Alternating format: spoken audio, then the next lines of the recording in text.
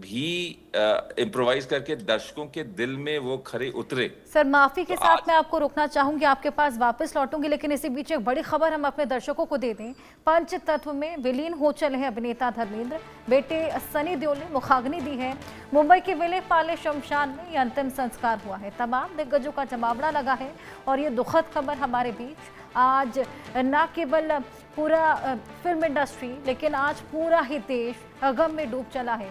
मुखाग्नि उनके बड़े बेटे सनी देओल ने दी है और नलिन जी भी लगातार हमारे साथ बने हैं। नलिन जी, अंतिम संस्कार कर दिया गया है और उनके बेटे ने मुखाग्नि दी है। और सनी देओल, बॉबी देओल और धर्मेंद्र जी की जोड़ी तो हमने यमला पगला दीवाने में देखी ही है, किस तरीके से ऑन स्क्रीन वो इतना बेहतरीन बॉन्ड दिखाते हुए नजर आते हैं।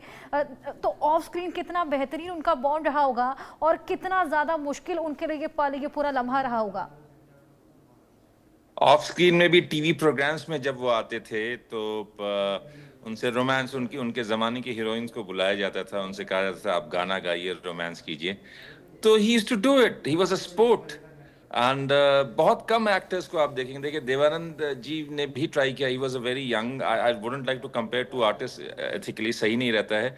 लेकिन सेकंड जो कमिंग रही देवानंद जी की, वो शायद उतनी सक्सेसफुल ना रही हो जो धर्मेंद्र जी की रही या अमिताभ बच्चन साहब की भी रही। Dharmendra ji was a versatile actor, he was born for acting।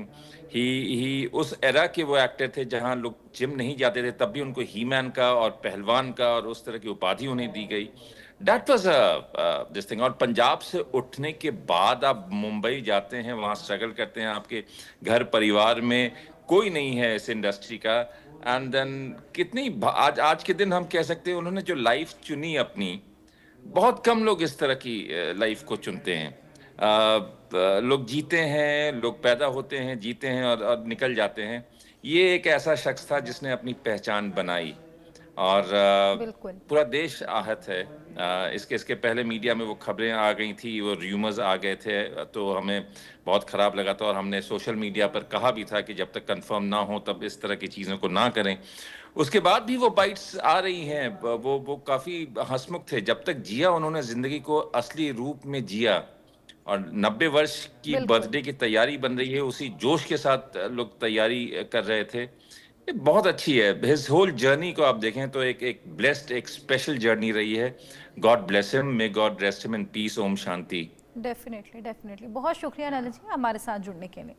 इसी बीच हमारे साथ अभिनव चतुर्वेदी जो कि अभिनेता हैं वो भी जुड़ गए हैं। अभिनव जी, स्वागत है आपका इंडिया न्यूज़ पर। ये बेहद दुखद खबर निकलकर सामने आ रही है। 89 साल की उम्र में अंतिम सांसें आज धर्मेंद्र पाजी ने, या फिर यूँ कहें कि बॉलीवुड के हीमैन ने ली है। कैसा आप महसूस कर रहे हैं, क्या आप इसको लेकर बोलना चाहेंगे? देखिए, ये बहुत दुख की घड़ी है और सबसे पहले तो मैं अपनी श्रद्धांजलि देना चाहता हूँ और शोक संतप्त परिवार को अपनी सहानुभूतियां। ये मेरा सौभाग्य रहा कि बुनियाद के समय 1986 में मुझे धर्म जी से मिलने का इत्तेफाक हुआ और थे। मुझे कुछ कहना उनके बारे में तो ऐसा है जैसे सूरज को चिराग दिखाना है, लेकिन बहुत बड़े इंसान थे। और जैसा अभी रजा भाई ने भी कहा कुछ देर पहले और ने भी कहा कि देखिए, सबसे बड़ी बात होती है कि आप कलाकार तो अच्छे हैं, उसके साथ साथ आप इंसान बहुत बहुत ज्यादा अच्छे। किसी व्यक्ति को रेकमेंड करना जैसे कि उन्होंने अमिताभ बच्चन जी को किया फॉर शोले, दूसरे आर्टिस्ट की भी जिंदगी को सेलिब्रेट करना और रेकमेंड करना। और रमेश सिप्पी साहब उनकी बात बिल्कुल नहीं टालते थे। और आज भी लोगों को विश्वास नहीं हुआ क्योंकि अब उनका जन्मदिन आने वाला है, 90 वर्ष के वो हो जाते। लेकिन ऐसे लोग फिल्म इंडस्ट्री में बहुत कम आते हैं और किसी से तुलना नहीं। बहुत सारे लोगों के फादर फिगर, बहुत सारे लोगों को उन्होंने प्रोत्साहन दिया। तो ऐसे में मैं भी एक पर्सनल लॉस की तरह इसको लेता हूँ। बिल्कुल, वाकई ये आपने अपना एक एक्सपीरियंस उनके साथ कैसा रहा वो भी शेयर किया। अभिनव जी, कोई किस्सा आपका उनके साथ का जो आप मतलब हमेशा याद रखेंगे या हमेशा याद करते ही रहते हैं जब भी उनके नाम का जिक्र उठता है? देखिए, मैं बॉम्बे से वापस आ गया था, लेकिन बुनियाद के समय जब मेरे कैरेक्टर को कैंसर होता है, तब वो किसी फिल्म की शूटिंग कर रहे थे फिल्म सिटी में, और हम भी वहीं पे काम करते थे, तो अक्सर वो रमेश जी के सेट पर आ जाते थे बुनियाद के। तो जब मेरा एंड में कैंसर से मेरे कैरेक्टर की डेथ होती है, तो उन्होंने वो देख लिया था कहीं पर, और धर्म जी ने मुझे इधर बुलाया, काका इत्थे आ। तो मैं उधर चला गया उनसे मिलने के लिए, और उन्होंने अपना इतना भारी हाथ मेरे गाल पे रखकर मुझे इतना प्यार किया कि फिर कहते हैं कि कक्का तू मैनू बहुत मतलब कि वो जो भी उन्होंने थोड़ा क्लिपिंग देखा हुआ, इतने बिजी आर्टिस्ट, इतने बड़े star, and coming from him, उन्होंने आकर मुझे जिस तरह से मेरा प्रोत्साहन किया, मुझे आज भी इस बात की कमी रहती है कि मेरे पास उस समय कैमरा नहीं था, हम लोग स्ट्रगलिंग कर रहे थे। मैं इस बात को बहुत ये मलाल है कि मेरे पास धर्म जी का कोई फोटोग्राफ नहीं है, और मैं अपने अब बस दिल में ही, अभी मैं एक और चैनल से बात कर रहा था, बात यही रिकलेक्ट हो रही थी कि अपने से आगे सोचने वाले एक मिट्टी के आदमी, और उसी खुशबू को उन्होंने फैलाया, वर्किंग फॉर अदर्स। होप 86 में मुझे याद है कि टेक्नीशियंस की, वो फिल्म इंडस्ट्री की स्ट्राइक हो गई थी, तो वानखेड़े स्टेडियम में वो आगे आए और उन्होंने 86 का पूरा प्रोग्राम किया। ऐसे नहीं युगों में आ जाते हैं धर्मेंद्र जी जैसे कलाकार, जिन्होंने चुपके चुपके, मेरी फेवरेट फिल्म है, शोले तो थी,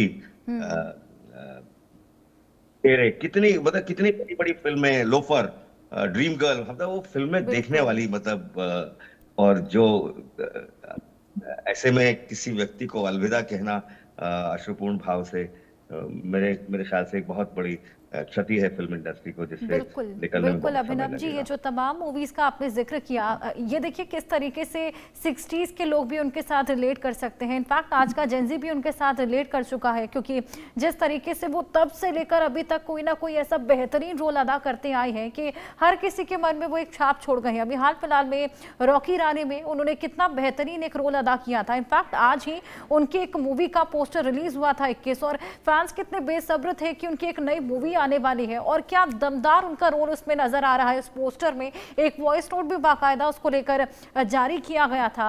इनफैक्ट शोले के भी 50 साल इसी साल पूरे हुए, बर्थडे भी उनका 90th आने वाला था। इतने इत्तेफाकों के बाद ये खबर जब सामने आती है तो वाकई सभी को बेहद ज्यादा गमगीन कर देती है। देखिए, जब पिछली बार ये हुआ कि उनकी तबीयत बहुत खराब हो रही है और वो हॉस्पिटल में है, बहुत से लोगों ने ये कह दिया कि वो चल बसे हैं, तो लोग, फैंस किस तरह से खुश हुए थे जब वो घर आए, घर आके केक काटा गया, और सनी भाई के साथ सब लोग, फैमिली के लोग फोटोग्राफ्स खिंचवा रहे थे। एक हर्षोल्लास की घड़ी परिवार में वापस लौटी थी। लेकिन काल एक ऐसी चीज है जिसके आगे कोई भी नहीं टिकता है। आज 25 नवंबर का दिन फिल्म इंडस्ट्री के लिए एक दाग डे है, जहां एक बहुत बड़े महानायक को हमने खो दिया है। बिल्कुल, वाकई आज पूरा देश उन्हें याद कर रहा है, और पूरा देश आज उनको अपनी अपनी श्रद्धांजलि अर्पित कर रहा है। अभिनव जी, आपने भी हमारे साथ वो तमाम किस्से शेयर किए जो कि उनके साथ रहे। अच्छा, वो ऑफ स्क्रीन और ऑन स्क्रीन कितने अलग थे? देखिए, मैंने जैसे कहा कि वो मिट्टी के, जब अपने काम को पूजा की तरह मानते थे, और सबसे ये एक्सपेक्ट भी करते थे कि भैया मेहनत करके काम करो, अपने हाथ से काम करते थे। मतलब आप सोचिए, फार्म हाउस पे भी अगर ट्रैक्टर चलाना है तो वो भी अपने हाथ से, सब्जियां उगानी है तो वो छोटी छोटी उसकी रील्स इंस्टाग्राम पे रिलीज करनी कि भाई मैं भी काम कर रहा हूँ। स्विमिंग करते थे तो अपने हाथों में वेट्स बांध के उनके वो भी वीडियोस उन्होंने शेयर किए कि भाई लोगों को पता चले कि धर्मेंद्र भी जिंदा है। और अहंकार बिल्कुल नहीं था। सबसे बड़ी बात जो मुझे उनसे सीखने को मिली है कि चाहे आप कितने भी बड़े कलाकार हो जाए, अहंकार नहीं करिए, क्योंकि अहंकार धर्मेंद्र जी के पास था ही नहीं। वो इतने विनम्र